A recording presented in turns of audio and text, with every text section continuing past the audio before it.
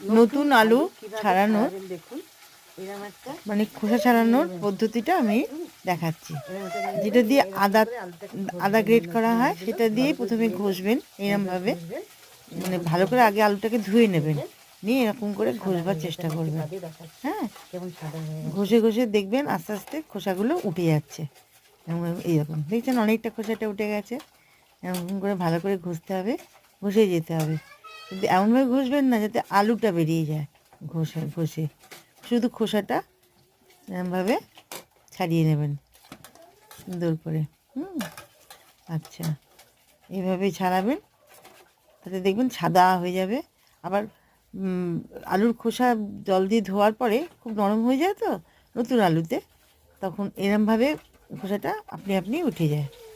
আর একটা পদ্ধতি আমি দেখিয়ে দিচ্ছি, সেটা হচ্ছে ভালো করে ধুয়ে নিলেন আলুটা, খোসাটা রয়েছে, এইবার খোসাটাকে আপনি আস্তে আস্তে একটা স্টিলের ছুরি দিয়ে সুন্দর করে ঘষে ঘষে তুলে নেবেন। দেখুন কেরম উঠে যাচ্ছে, আপনি উঠে যাচ্ছে। হ্যাঁ, তাহলে কাজে কত তাড়াতাড়ি হয়ে যাবে। হ্যাঁ, এভাবে আলুর খোসা ছাড়িয়ে নিয়ে আপনি রান্নায় দিতে পারবেন। হ্যাঁ, তাহলে আলুর খোসা ছাড়ানোর পদ্ধতি কোনো অসুবিধা নেই, এটা দেখিয়ে দিলাম। অনেকে শুকনো অবস্থায় বস্তার মধ্যে ঘষে, নানানটা ভাবে করে, আমি এইভাবেই করি, এরকম দুটো পদ্ধতি অবলম্বন করি। আপনারাও করবেন, দেখবেন খুব ভালো হবে। এরকম করে আলুটাকে ঘষবেন, এই নতুন আলুগুলো ভালো করে ধুয়ে নিয়ে এরকম করে ঘষবেন, এরকম করে ঘষবেন, দেখবেন পুরো সাদা হয়ে গেছে। আমি একটু বাদে দেখাচ্ছি কেমন সাদা হয়ে গেছে।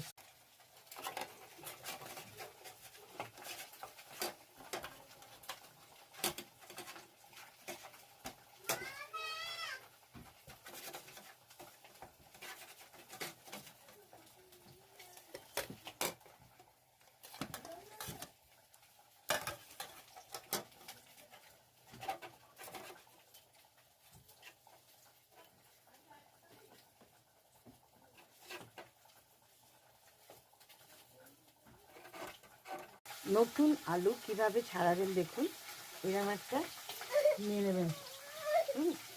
এরকম একটা নিয়ে নেবেন, নিয়ে এরকম করে আলুটাকে ঘষবেন, এই নতুন আলুগুলো ভালো করে ধুয়ে নিয়ে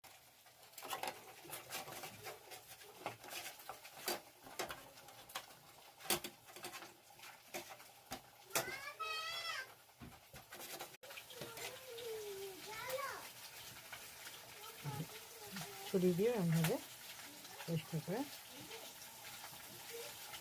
পুরো সাদা হয়ে যাবে।